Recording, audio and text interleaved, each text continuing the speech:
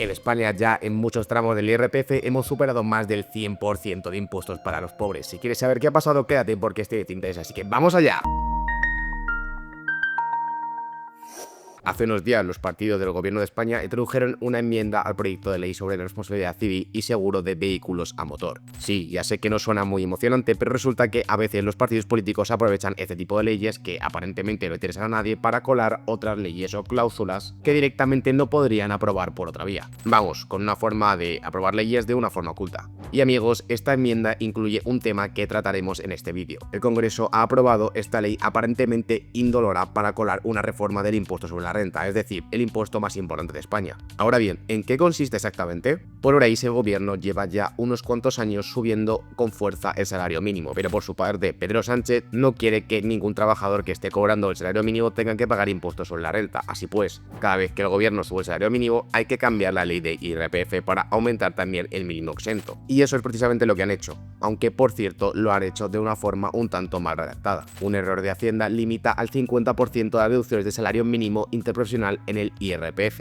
Pero amigos, esto no es lo más interesante de la enmienda del IRPF, ya que tan solo es un ejemplo de las reglas fiscales de España son una auténtica chapuza. Pero no creáis que esto es lo más grave que hay. Dejad que os haga una pregunta. ¿Cuánto diríais que le cuesta a una empresa, por ejemplo, subir tan solo 1 euro de salario neto de uno de los trabajadores que esté cobrando el salario mínimo? Es decir, ¿cuánto aumentará el coste de la empresa para que aumentase el salario neto en 1 euro? Pues igual pensáis que la empresa tendría que aumentar el coste en 1,5 o, por ejemplo, en 2 euros, pero no, esto no es así. Nada de eso. La realidad es que debido a las chapuzas fiscales, cuando un trabajador pasa de cobrar el salario mínimo a cobrar solo un poquito más, Hacienda se lleva casi toda la subida. De esta forma, para subir tan solo 1 euro el salario neto anual, la empresa tiene que gastar 1.008 euros. Sí, habéis escuchado bien, no me he vuelto loco, son 1.000 euros de coste laboral para que el trabajador se pueda permitir un café más al año. Pero esto no es lo peor, ya que hasta esos 1.008 euros, cuanto más sea el coste laboral para la empresa, menos dinero eso llevará al trabajador. Vamos a poner un pequeño ejemplo para que esto se entienda un poco mejor. El salario mínimo es de 16.536 euros, contando el salario neto y las cotizaciones sociales a cargo del trabajador. Y para este sueldo el coste de la empresa es más o menos de 21.892 euros. Pues bien, si la empresa, por ejemplo, quisiera gastar 900 euros más en remunerar a su trabajador, es decir, gastarse 900 euros más en la nómina, en este caso el trabajador se llevaría a su casa 40 euros menos de los que ganaba antes. Es decir, que debido a lo mal diseñados que están los impuestos en este tramo de renta, los trabajadores acaban pagando más impuestos de lo que la empresa paga por su subida de coste laboral. Es decir, la empresa paga más, pero el trabajador recibe menos dinero. Así pues, ¿cómo es esto posible? Pues hoy lo que vamos a hacer es que vamos a contaros por qué existe este problema, por qué los impuestos están tan mal diseñados y qué consecuencias puede tener y qué soluciones pueden aplicarse. Por nuestra parte, en Non-Taxes somos un pequeño despacho de fiscalidad internacional que lo que busca es atender a aquellos emprendedores que buscan soluciones fuera de España, ya que dentro de la misma, cuanto más dinero paga la empresa por ti, menos dinero te llevas a casa. Una auténtica locura, ¿verdad? Ahora, ponte en la piel del trabajador que está cobrando más o menos un salario mínimo. Un día viene su jefe y le dice: oye, te aumento el sueldo 500 euros al año, incluyendo condiciones sociales. ¿Lo aceptarías? Pues aunque pudiese parecer que sí, que deberíamos aceptarlo, en realidad tendrías que decirle a tu jefe: no lo hagas, porque si esto sucede, acabarías que te llegarían 20 euros menos a la nómina de tu salario neto. Pero claro, esto genera un problema todavía mayor. Y para ver esto vamos a echar un vistazo a otro gráfico, que es un viejo conocido del canal. En la pantalla se encuentra el número de empresas que hay en Francia en función de cuántos trabajadores tiene. Hay algo que salta a la vista. Hay muchísimas más empresas de 49 empleados que de 50. Esto se debe a que en Francia hay regulaciones laborales muy estrictas que solo aplican a empresas que tienen 50 trabajadores o más. Conclusión, pues que muchas empresas no dan el salto de 49 a 50 empleados, prefieren mantener esos 49 trabajadores en lugar de enfrentarse a nuevas normativas y burocracia. Y claro, si no pasas de 49 a 50 empleados, tampoco vas a pasar de 50 a 51 ni de 51 a 52. Pues amigos, esto es exactamente lo mismo que puede ocurrir en el salario mínimo de España.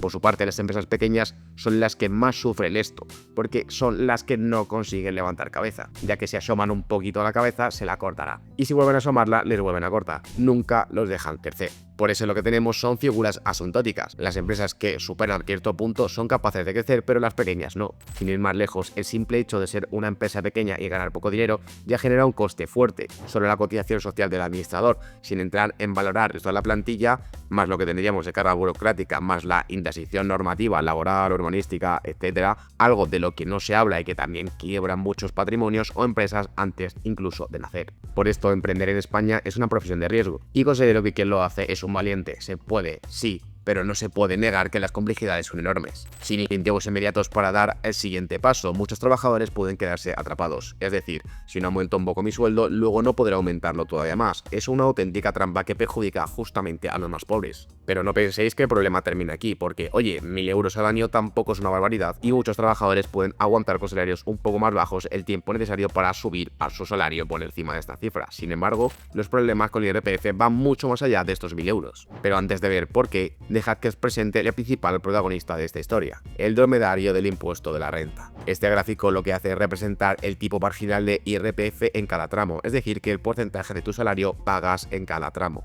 Como podéis ver, el tramo inmediatamente posterior al salario mínimo tiene un tipo marginal del 99% y supera el 100% si tienen en cuenta las cotizaciones sociales. Es decir, que ciertos tramos de renta pagas más impuestos de lo que sube tu sueldo. Y hasta los 21.000 euros, que son solo 4 euros más que el salario mínimo, el tipo marginal es del 50%. Ese tramo lo que harías es que pagarías un tipo marginal más alto que un futbolista de primera división, por ejemplo. Y ojo, con esto no quiero decir que el sistema no sea progresivo. El tipo efectivo sobre el salario sí aumenta cuanto más cobras. Lo que pasa es que hay un tributo que no es para nada progresivo: las cotizaciones sociales. Lo que pasa con este tributo es que se paga igual por una persona con un salario mínimo que por una de altos ingresos. Es un tributo enorme, superior al 35% del coste salarial al que luego hay que asumir el IRPF. Y te dirán muchas veces, no, pero si el IRPF es 50% a partir de 60.000 euros. Y yo lo que os respondería sería lo siguiente: ya, pero como dices, las cotizaciones sociales son un impuesto encubierto que hace que un salario apenas por encima del mínimo ya pague la mitad de lo que gana en impuestos directos. Algo muy loco, ¿verdad? Pues es que encima, si sumamos a esto los escalones de tipo marginal y sobre todo a esa joroba que ya hemos mencionado antes, que hay nada más superar el salario mínimo, existe una barrera muy grande para aumentar tu salario, y esto afecta a muchísimos trabajadores. En realidad, en este tramo de la joroba fiscal